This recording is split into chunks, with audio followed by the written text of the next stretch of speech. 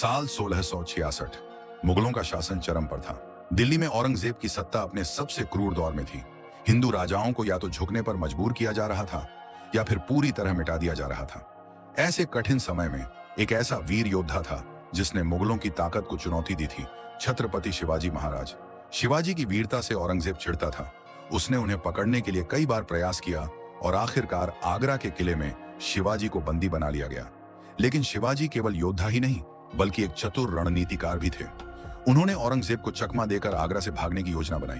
भागने के बाद शिवाजी को एक सुरक्षित स्थान की आवश्यकता थी। यही वह समय था जब उन्होंने गाजियाबाद के दूधेश्वर नाथ महादेव मंदिर में शरण ली।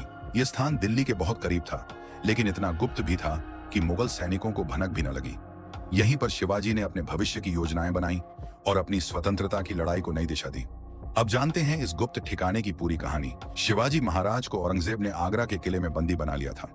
वह चाहता था कि शिवाजी उसके दरबार में एक नौकर की तरह रहे, लेकिन शिवाजी ने यह अपमान स्वीकार करने से इनकार कर दिया। औरंगजेब के मन में भय था कि यदि शिवाजी को मारा गया तो मराठों में विद्रोह भड़क उठेगा। इसी कारण उसने उन्हें कैद में रखा। लेकिन शिवाजी कोई साधारण राजा नहीं थे। उन्होंने एक अद्भुत योजना बनाई और मिठाई की टोकरियों में छिपकर आगरा के किले से निकल भागे।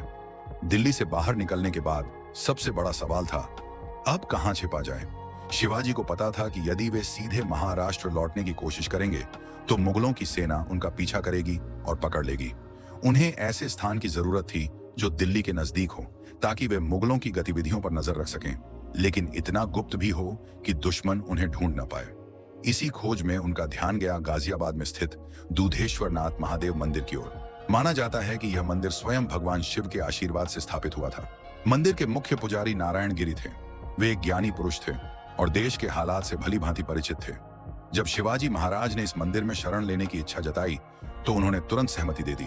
शिवाजी और उनके कुछ विश्वसनीय साथी रात्रि विश्राम के दौरान मंदिर में आए और गुप्त रूप से वहीं रहने लगे। शिवाजी यहाँ पर एक साधारण सन्यासी के रूप में रहे। उन्होंने अपनी पहचान बदल ली और मुगलों की नजरों से पूरी तरह बचकर रहे। दिन में वे मंदिर में पूजा पाठ करते और रात को अपने सेनापतियों से मिलकर आगे की रणनीति बनाते।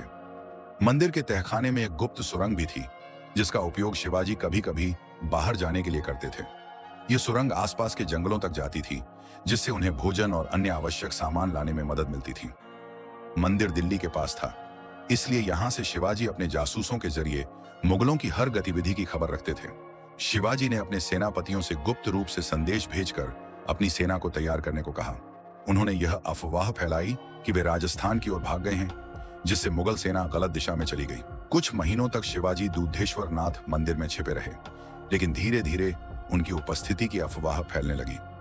एक दिन मुगलों की एक टुकड़ी गाजियाबाद में आई। उन्हें संदेह था कि कोई विद्रोही राजा यहाँ छिपा हुआ है। मंदिर के पुजारी नारायण गिरी ने बहादुरी से शिवाजी को बचाने का फैसला किया। उन्होंने शिवाजी को एक गुप्त मार्ग से बाहर भेज दिया और मंदिर के अंदर मंत्रोच्चारण करने लगे। जब मुगल सैनिक आए तो उन्होंने देखा कि एक सन्यासी ध्यान में लीन है। यह कोई राजा नहीं हो सकता, यह तो एक साधु है। मुगल सैनिक चले गए, लेकिन शिवाजी अब वहां और अधिक समय नहीं बिता सकते थे। उन्होंने जल्द ही गुप्त रूप से महाराष्ट्र लौटने की योजना बनाई। शिवाजी मंदिर से निकलकर दक्षिण की ओर बढ़े। इस यात्रा में उन्होंने कई कठिनाइयों का सामना किया, लेकिन अपनी बुद्धिमत्ता से हर मुसीबत को पार कर लिया। आखिरकार वे महाराष्ट्र लौटे और अपनी सेना को फिर से संगठित किया। जल्द ही उन्होंने मराठा साम्राज्य को और अधिक मजबूत कर दिया और मुगलों को बार बार पराजित किया। शिवाजी की वीरता के कारण मुगलों का सपना कि पूरा भारत उनके अधीन होगा अधूरा रह गया।